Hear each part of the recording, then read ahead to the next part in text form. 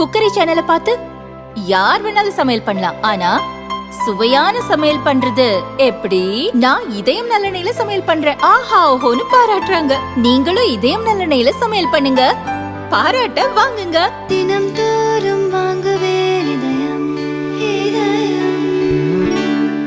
சுரங்கம் மற்றும் கனிம வள சட்டத்தில் மத்திய அரசு கொண்டு வந்த திருத்த மசோதாவை திமுக எம்பிக்கள் பார்லிமெண்டில் ஆதரிக்காமல் இருந்திருந்தால் டங்ஸ்டன் சுரங்க ஒப்பந்தத்தை மத்திய அரசு கொண்டு வந்திருக்க முடியாது என எதிர்க்கட்சித் தலைவர் பழனிசாமி கூறினார். 2023 நாடாளுமன்றத்தில் மத்திய அரசாங்கம் மாநில உரிமைகளை பறிக்கின்ற விதமாக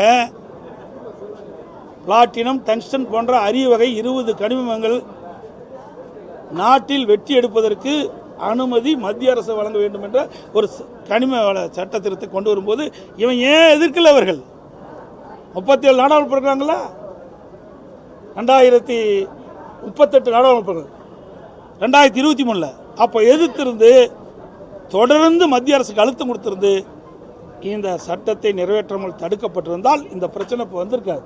ஆனால் மத்திய அரசின் சுரங்கம் மற்றும் கனிம சட்ட மசோதாவை ஆதரித்து ராஜ்யசபாவில் அதிமுக எம்பி தம்பிதுரை பேசிய வீடியோவை திமுக வெளியிட்டது. மதுரையில் டங்ஸ்டன் சுரங்கம் அமைக்க ஆதரவு அளித்ததாக குற்றம் சாட்டியுள்ளது.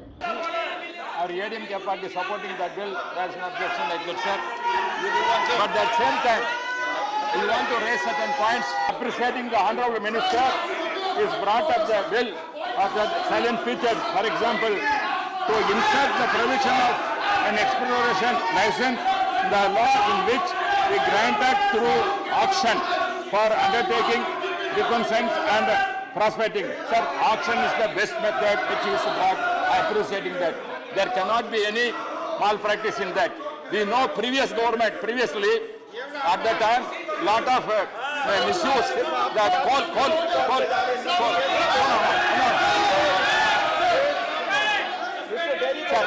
That happened, there were coal misuse, so many cases still pending. The central government, I request the central government to take action for misuse for those days giving licenses, and yes, I hope that government will take up this action.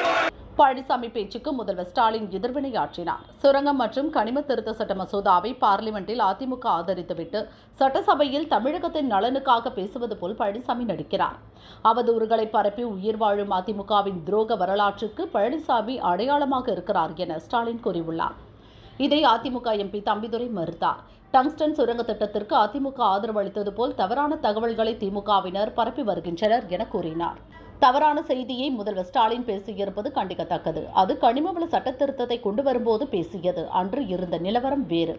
ஐக்கிய முற்போக்கு கூட்டணி அங்கம் வகித்த திமுகவும் காங்கிரஸ் அரசும் அந்த சட்டம் வருவதற்கு முன்பு கனிம வளங்களை தனியாருக்கு தாரை வார்த்தார்கள்.